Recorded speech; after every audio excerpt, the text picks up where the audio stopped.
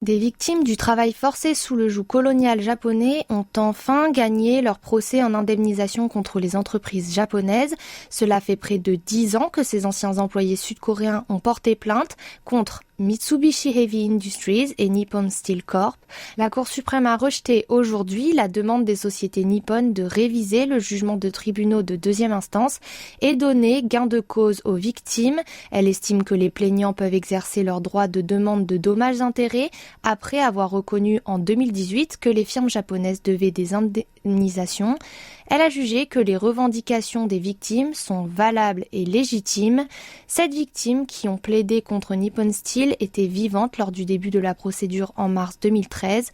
Cependant, elles sont toutes décédées durant les premiers et deuxièmes procès qui ont duré 6 ans. C'est aussi le cas des 3 plaignants du procès contre Mitsubishi Heavy Industries. Le dernier plaignant, un membre de la famille d'une victime, reste seul vivant. La Cour du district central de Séoul et le tribunal du district de Gwangju avaient reconnu les actes illégaux de ces entreprises japonaises, leur ordonnant de verser 100 à 150 millions de won, soit 70 000 à 105 000 euros aux victimes.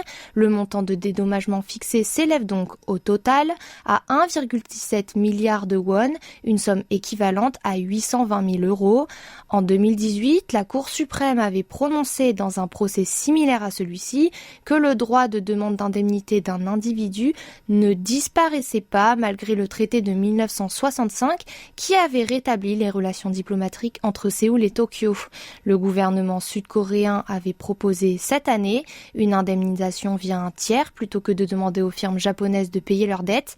Cependant, certaines victimes du travail forcé refusent toujours ce mode d'indemnisation.